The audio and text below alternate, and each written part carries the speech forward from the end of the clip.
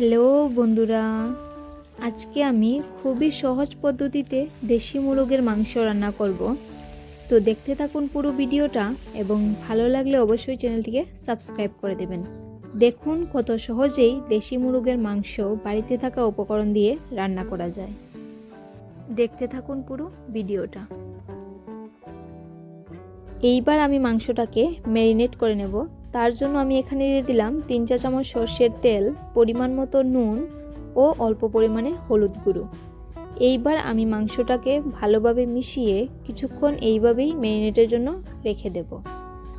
যেহেতু দেশি মুরগের মাংসটা অনেকটা পরিমাণে শক্ত থাকে, তাই এইটাকে ভালোভাবে ম্যারিনেট করে নিতে হবে। এইবার এদিকে আমি একটা টমেটোকে পরিষ্কার করে ধুয়ে কেটে নিলাম। এদিকে 3টে পেঁয়াজকে আমি মিক্সার গ্রাইন্ডারে পেস্ট করে নেব। আজকের রান্নাটাতে আমি পেঁয়াজের পেস্টটা ব্যবহার করব, তার জন্য আমি আগে পেস্টটা করে নিলাম। এদিকে গ্যাসের মধ্যে কড়াই বসিয়ে দিয়ে দিলাম পরিমাণ মতো তেল ও সাথে আস্ত জিরে। তারপর দিয়ে দিলাম 2টো তেজপাতা। এইদিকে আমি আরও 3টে পেঁয়াজকে কুচি করে নিয়েছিলাম, তো এইগুলা এখন আমি সম্বাসে দিয়ে দেব। এখন এই পেঁয়াজগুলোকে হালকা বাদামি করে একটু ভেজে নেব।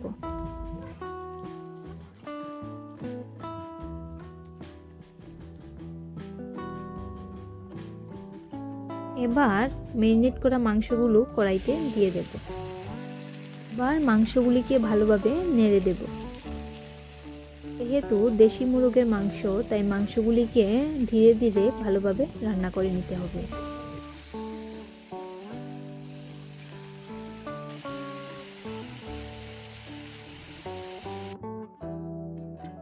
কিছুটা রান্না করার পর এইবার আমি পেস্ট করে রাখা পেঁয়াজটা দিয়ে দেব। এভাবে পেস্ট করে পেঁয়াজটা রান্নায় ব্যবহার করলে রান্নার স্বাদটা খুবই ভালো হয়। এখন ভালোভাবে সবগুলোকে মিশিয়ে দেব।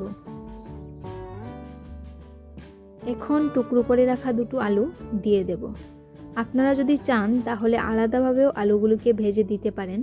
আমি যেহেতু এখানে দেশি মুরগির মাংস রান্না করছি, তাই মাংসটা রান্না করতে অনেকটা সময় লেগে যায়, তাই আমি আলুগুলোকে একসাথেই দিয়ে দিলাম। খুব ভালোভাবে সেদ্ধ হয়ে যাবে। তারপর পরিমাণ মতো অল্প হলুদ গুঁড়ো, কাশ্মীরি লঙ্কা গুঁড়ো, আদা বাটা, রসুন বাটা ও পরিমাণ মতো জিরে ও লঙ্কা বাটা দিয়ে ভালোভাবে এবার মাংসটাকে নাড়িয়ে নেব।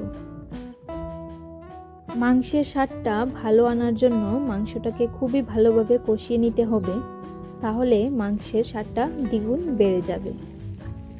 এবার মাংসটাকে ভালোভাবে কষিয়ে ধুয়ে রাখা টমেটোগুলি দিয়ে দেব। এখানে দেখতেই পাচ্ছেন আমার মাংস রান্নাটা প্রায় 90%-এর মতো হয়ে এসেছে। এখন দিয়ে দেব পরিমাণ মতো জল। ভালোভাবে এবার ঝোলটাকে ফুটিয়ে নিতে হবে। এখানে ঝোলটা ভালোভাবে ফুটে গেছে, তো গরম মশলা দিয়ে আমি তরকারিটা এবার নামিয়ে নেব।